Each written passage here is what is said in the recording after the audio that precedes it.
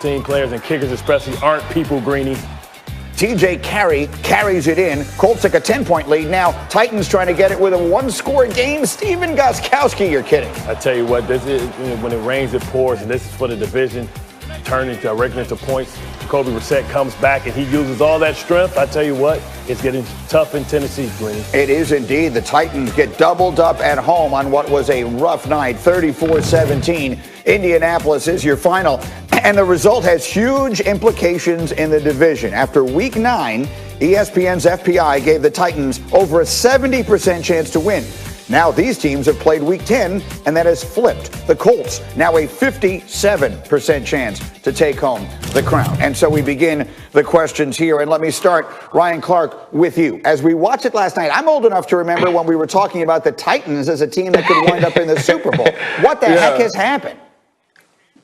Listen, the Tennessee Titans need to get LifeLock because there was an identity theft last night. When you think of the Tennessee Titans, you think of being physical in the run game. You think of playing good defense. You think of being good on special teams. That's what a Mike Vrabel football team is supposed to be, but they weren't that. You think of a quarterback that makes all the efficient plays and protects the ball. We watched that happen with the Indianapolis Colts. So we saw the Tennessee Titans get beat at their own game. They couldn't stop the run. The short passing game for the Indianapolis Colts got rolling, and they did come up with some big stops on the goal line and some fourth down stops, but the Indianapolis Colts moved the ball up and down the field on the Tennessee Titans, and it's beginning to be a problem for this Mike Vrabel football team. They don't stop people. The only team that they've stopped is the Chicago Bears, but right now Bart, me, Nico, Brody, and Kim can get out there and stop the Chicago Bears. And so if you are the Tennessee Titans, if you're Mike Vrabel, you're getting to a critical point in this season, you have to turn things around, or you'll start to question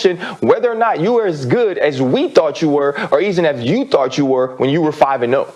For the record, Brody is Ninko's new puppy. I noticed you mentioned the dog and not me in the defense there. All right, no offense taken. Yeah, because Ninkovich, let me come to you. We just showed the Colts now a 57% chance of winning the division. These teams play each other again in 2 weeks. So who you got when it all finishes up here at the end of the season? Going to be Indy or Tennessee winning that division?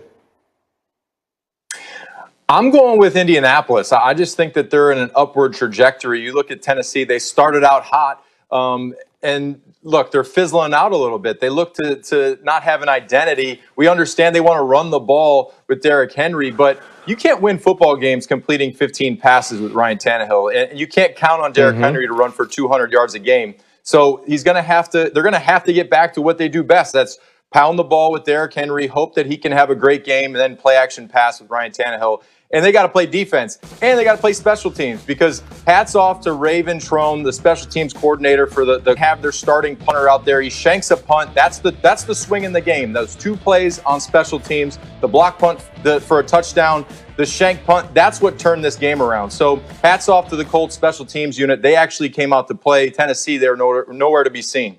100% right. But by virtue of their fast start this year, Tennessee gave themselves a little wiggle room. So who you got, Tennessee or Indy in the long run? I tell you what, I got Tennessee by a hair. I mean, yesterday was pivotal so they can pull it closer. But when I look at the remaining schedule, I look at the Colts. Yes, they play Tennessee again, but they have Green Bay, Pittsburgh, the Raiders, and they have Tennessee again. So I'm going to say that, the Tennessee Titans have a better opportunity. They have to shore up their special teams. I think they do that. I will watch the waiver wire, see if they can improve on the position.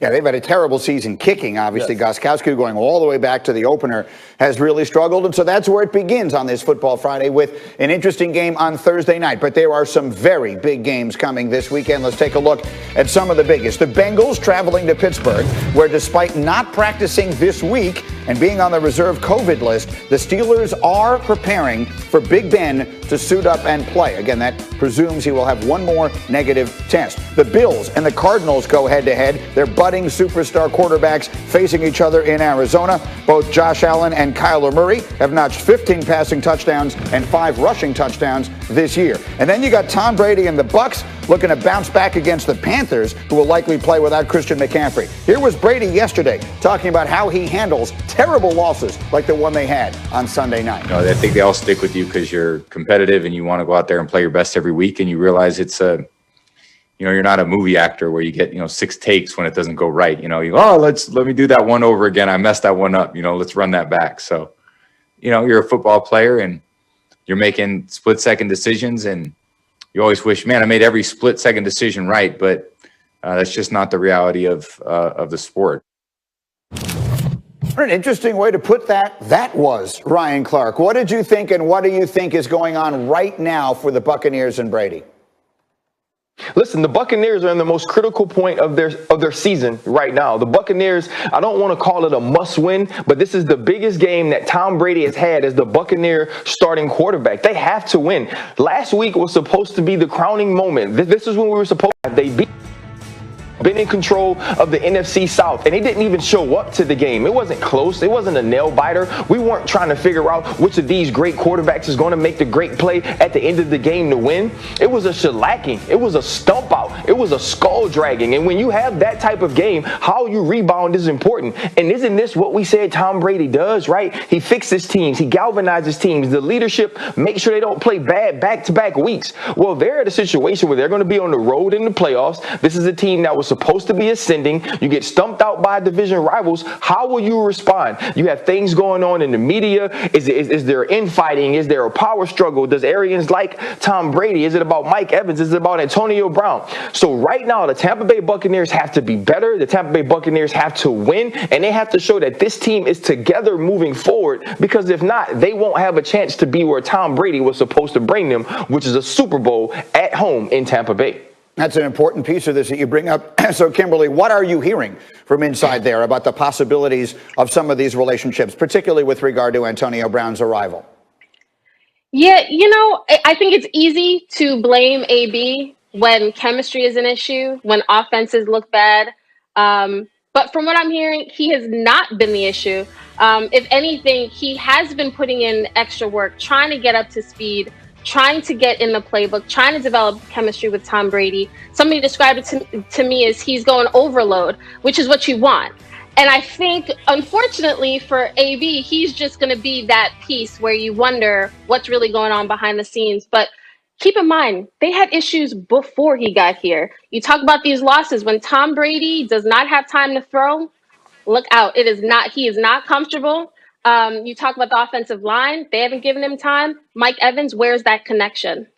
And I know that you, Bart Scott, are looking at someone, and it's not even one of the players. Right, it's Bruce Arians, right? Because I believe it's a clash of philosophies. We know that Tom Brady performs better when it goes through the running game. He's all about play action. He's all about death by 1,000 paper cuts. But Bruce Arians, the narrative on Bruce Arians, I remember going against him in Pittsburgh, has always been that he wants to go for the big deep ball. He wants to go with the 7-step drops. That's not what Tom Brady does. 7-step drops exposes him because it's a lack of mobility within the pocket. So they have to settle down on what type of personnel group is the best personnel group for them. I think they need to lean more on Leonard Fournette and Ronald Jones and set the play action up, for Tom Brady down the field. When you see him dropping back, it's all these 7-step drops, and that gives the defensive line the opportunity to come back and really attack him.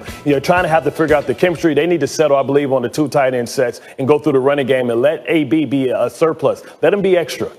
In the words of the great